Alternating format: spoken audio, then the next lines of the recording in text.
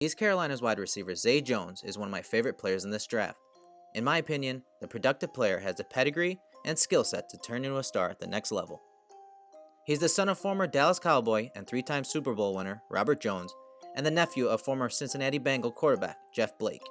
His DNA, paired with the attention to detail, work ethic, and versatility, and that "I'm going to earn everything" attitude, leads me to believe he could immediately start on Sundays. In 2016, Zay Jones had his eyes set on breaking records. He played in an air raid offense, a dink and dunk offense that quickly gets the ball into the hands of its playmakers by utilizing screens and short passes. So getting the touches wasn't going to be a problem. But with him being the primary threat, new offensive coordinator Tony Peterson knew that in order to get Zay where he wanted to go, the senior was going to have to make some changes. Jones had primarily taken snaps from the slot position, but in 2016, all of that changed. The 6'2", 201-pound receiver with 32.5-inch arms learned all of the receiver positions. This would allow Peterson to move him around, making him almost impossible for the defensive coordinator to scheme coverages in Jones' direction. That commitment paid off, and he finished his career as the all-time single-season FBS leader in receptions with 158 and receiving yards with 1,746. His versatility is what makes him special. Jones only took 30% of his snaps in the slot in 2016, and he was effective. According to Pro Football Focus, he reeled in 64 catches for 611 yards and 2 touchdowns from the slot. He's an effective receiver because of his ability to read zone coverages, sneak behind defenders, show his numbers, and catch the ball in tight spaces. He's dominant in the middle of the field and helps his QB in so many ways. Versus this cover 3 look, Zay clears the second-level defenders, immediately turns and looks for the ball. He stays in the window for his quarterback, frames the pass with his hands, and catches it through contact. Zay's football IQ is incredible. He's always aware of the down and distance. On third down, the defense drops into cover 2, and he reads it. He runs his route just past the hook the curl defender, works towards the middle of the field to give his QB a window, and then works back to the ball, catches it, and gets upfield. Much like West Coast offenses, the air raid offense allows receivers to read defenses, then change their route based on said coverage. Zay does that really well. As he breaks to the middle of the field, he recognizes the linebacker preparing to wall him off, so Jones gives a shoulder fake and sits. Every route looks the same.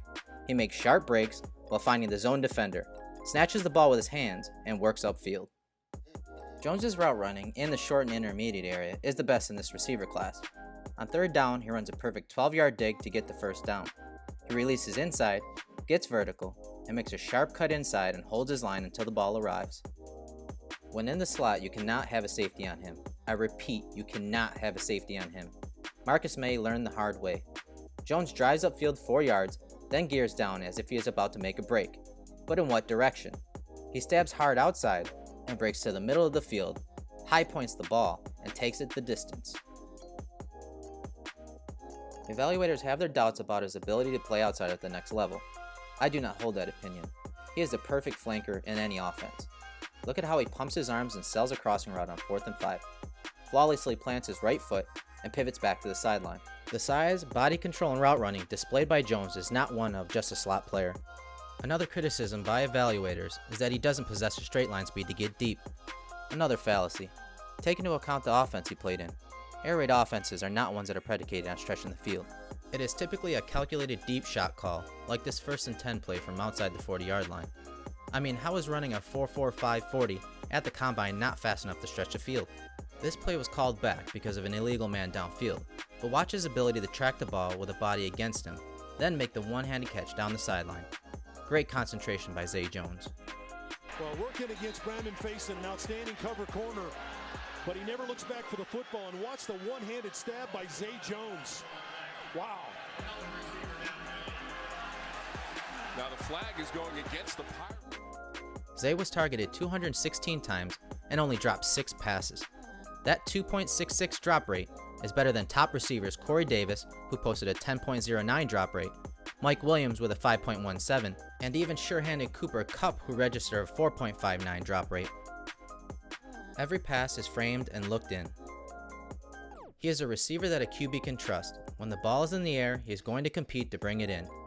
He uses subtle push-offs to get just enough separation from DBs, then shows off his body control and ability to catch the ball away from his frame. Zay will have to continue to improve his play strength and explosiveness because he won't win consistently against NFL talent out of the gate. but he's still able to gain inside leverage, work through contact, and catch contested passes. Jones gives 110% on every play, and that includes as a blocker.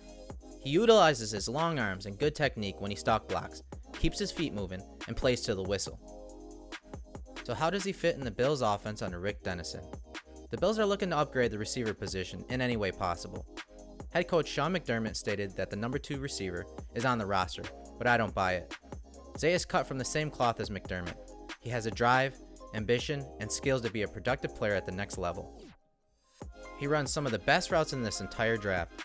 His football IQ and ability to diagnose coverages and find windows versus zone is remarkable. This will be one of his biggest assets to the Bills. Defenses love to play zone coverages versus Taylor due to his mobility, so Zay will be able to exploit weaknesses with his route running in the short to intermediate area. This includes over the middle. He dominates the middle of the field when aligned in the slot. He knows how to set up defenders and separate. His ability to snatch the ball and hold on to it through contact is something that Taylor will enjoy having. Bills receivers dropped 21 balls last season, so having a player Tyrod can trust, someone that can catch the ball away from his body on some of those inaccurate throws, will help this offense extend drives. Zay Jones would be the perfect fit in Rick Dennison's offense, and the Bills should do what they can to bring this talented player to the Queen City.